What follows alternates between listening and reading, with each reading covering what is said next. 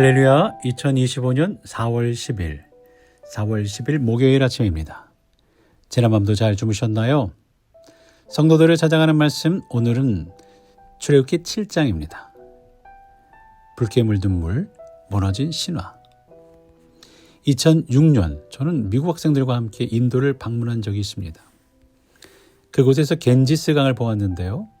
겐지스 강은 단순한 강이 아니라 그 자체로 신성시되는 강이었습니다. 이 강은 인도 사람들의 생명과 직결되는 중요한 자원이죠. 농업, 식수, 관계 등등 수많은 사람들이 그 강물을 의지하며 살아가고 있었습니다. 강 주변의 사람들은 그 물로 밥을 짓고 세척하고 식기를 밥 먹은 식기를 거기서 씻고 있더라고요. 그리고 나서 치아를 닦는 모습을 보았어요. 와, 굉장하더라고요. 하지만 그곳에는 하수 처리 시설이 제대로 갖춰지지 않아 가정에서 배출된 오물이 강으로 직접 흘러 들어갔습니다. 유구한 역사 속에서 신성시되는 강물이었지만 현실적으로는 위생 문제와 환경 오염이 심각했습니다. 최근 인도 정부는 클린 겐스 미션이라고 해서 이 강을 깨끗하게 하자 다양한 보존 운동을 펼치고 있었습니다. 하지만 여전히 수질 오염 문제는 해결되지 않았음을 신문 또는 방송으로 보게 됩니다. 한 번은 2022년인가요? 2022년에 인도 총리가 깨끗한 수질 홍보를 위해 그 강물을 직접 마셨다가 감염돼 인근 병원에 입원한 기사가 보도가 되었습니다. 수천 년 동안 인도 사람들의 삶과 죽음, 신앙과 연결되어 신성시되어 온 이 겐지스 강은 더 이상 생명을 주는 강물이 아니었습니다. 오염되고 썩어가며 사람들을 병들게 하는 강물이었던 거죠. 참 역설적이죠. 생명의 상징이 죽음의 위협이 된 것입니다. 심리학자들은 이런 모순된 경험을 인지부조화라고 부릅니다. 신성하다고 믿었던 것이 해를 끼친다면 우리의 믿음은 어디에 기초해 있었던 걸까요? 겐지스 강의 현실은 바로 우리가 살고 있는 오늘의 세계와 닮아 있습니다. 번영을 추구하다가 생명을 위협받는 시대, 바로 지금 우리가 사는 이 시대의 모습일 것입니다. 우리는 본문 14절에서 19절까지 보게 되는데요. 그곳에서 첫 번째로 하나님의 권위를 드러내는 모세의 지팡이를 사용해 물은 생명의 상징이지만 하나님의 손에 의해 피로 바뀌는 것을 보게 됩니다. 오늘 본문에서 하나님은 모세와 아론에게 명령하죠. 지팡이를 들어 나의 강을 쳐라. 그리고 그 물은 피로 바뀌어버려요. 변합니다.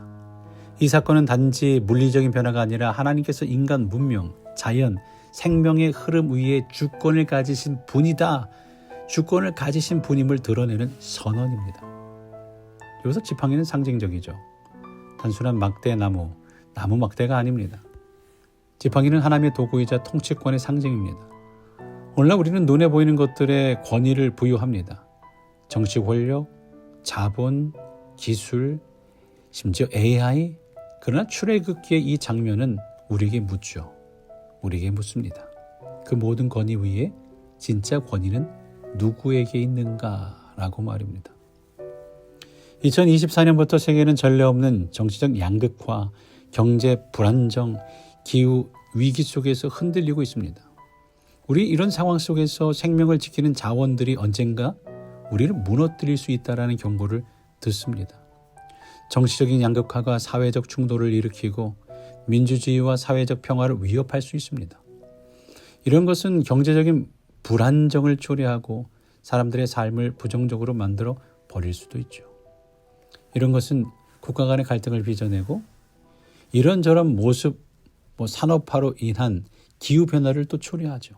그래서 극단적인 폭염, 홍수, 가뭄으로 식량의 위기와 물 부족을 만들어 인간을 위협하게 할 수 있습니다. 나의 강처럼, 겐지스 강처럼 말입니다. 이럴 때 우리는 어떻게 해야 합니까?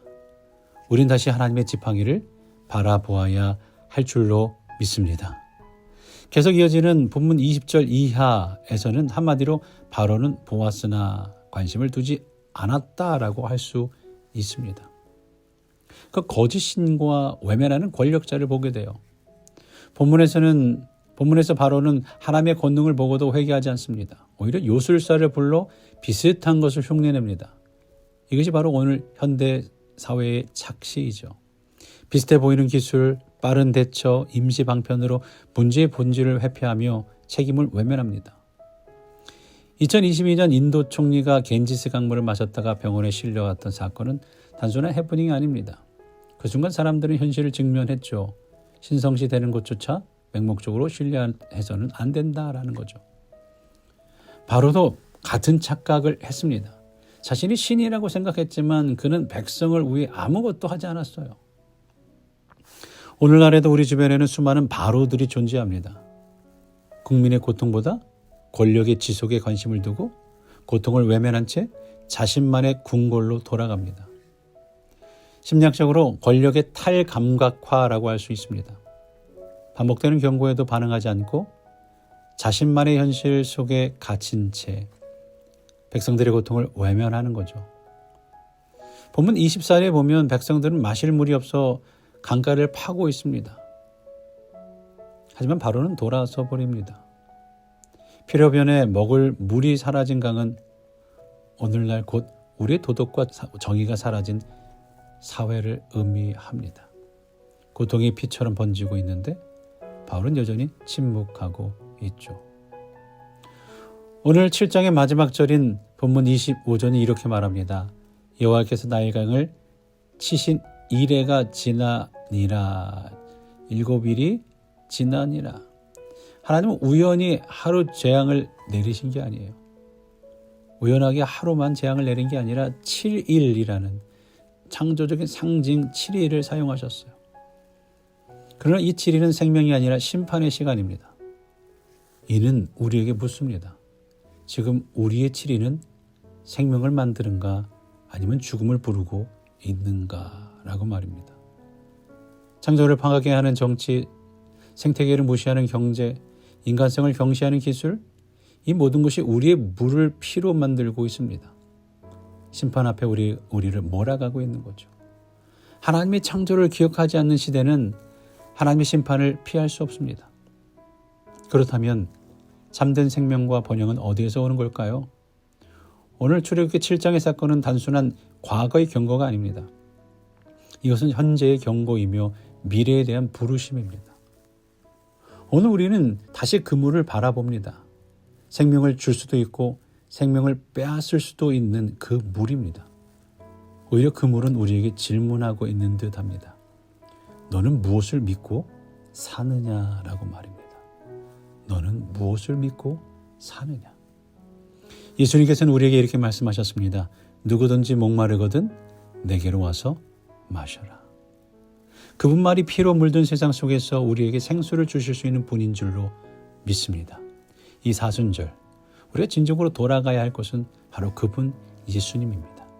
우리 위해 고난받으시지만 그분이 결국은 부활하신 주님이심을 믿으면서 함께 고난에 동참하며 부활에 임하는, 그래서 참된 생명과 번영을 주시는 주님과 동행하는 삶을 살아가는 저와 여러분 되시기를 주의 이름으로 간절히 축원합니다. 오늘 우리를 위해서 홍다니엘 집사님 마무리 기도해 주시겠습니다. 다 같이 기도합니다. Dear Heavenly Father, we thank you for the blessings you have bestowed upon us this year. As we go through the season of Lent, please help us remember the suffering your Son Jesus endured and the love he showed so that our lives can be worthy of that love. We ask that you help us show grace to others as you have shown grace to us. And we ask that you continue to walk with us this season so that we can continue to grow in faith in you. In Jesus' name we pray. Amen.